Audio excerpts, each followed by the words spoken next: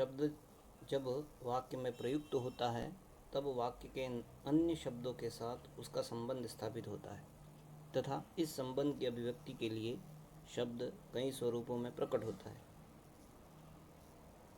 प्रयोग अथवा रूप परिवर्तन की दृष्टि से शब्दों के दो भेद किए गए हैं, विकारी और अविकारी। आइए आगे बढ़ते हैं। शब्दों के यह भेद हैं विकारी और अविकारी। विकारी शब्दों में संज्ञा, सर्वनाम, विशेषण और क्रिया। अविकारी शब्दों में क्रिया विशेषण, समुच्चय बोधक, संबंध बोधक, विस्मयादि बोधक। आइए अब जानते हैं संज्ञा किसे कहते हैं और इसके क्या है।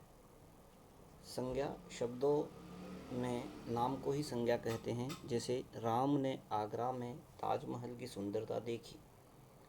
इस वाक्य में हम पाते हैं कि राम एक व्यक्ति का नाम है, आगरा स्थान का नाम है, ताजमहल एक वस्तु का नाम है तथा सुंदरता एक गुण का नाम है। इस प्रकार ये चारों क्रमशः व्यक्ति, स्थान, वस्तु और भाव के नाम हैं, अतः ये चारों संज्ञाएं हैं। आइए अब हम परिभाषा देखते हैं। परिभाषा किसी प्राणी, स्थान, वस्तु तथा भाव के नाम का बोध कराने वाले शब्द संज्ञा कहलाते हैं।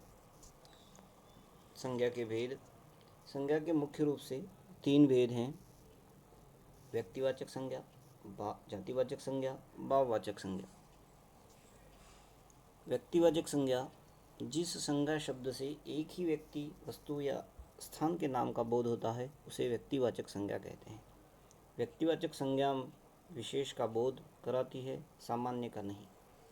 प्रायः व्यक्तिवाचक संज्ञा में व्यक्तियों, देशों, शहरों, नदियों, पर्वतों, त्योहारों, पुस्तकों, दिशाओं, समाचार पत्रों, दिनों, महीनों आदि के नाम आते हैं। जातिवाचक संज्ञा जिस संज्ञा शब्द से किसी जाति, वर्ग के संपूर्ण प्राणियों, वस्तु, स्थानों आदि का बोध होता है उसे जातिवाचक संज्ञा कहते हैं। जैसे गाय, आदमी, पुस्तक, नदी आदि। शब्द अपनी पूरी जाति का बोध कराते हैं, इसलिए जातिवाचक संज्ञा कहलाते हैं।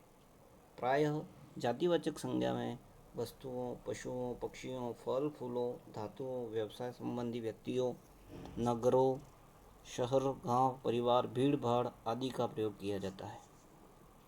आइए अब देखते हैं भाववाचक संज्ञा। जिस संज्ञा शब्द से प्राणियों या वस्तुओं के गुण, धर्म, दशा, कार्य, मनोभाव आदि का बोध होता है उसे भाववाचक संज्ञा कहते हैं। प्रायः गुण, दोष, अवस्था, व्यापार, अमूर्त भाव तथा क्रिया भाववाचक संज्ञा के अंतर्गत आते हैं। आशा है आपको यह वीडियो पसंद आया होगा।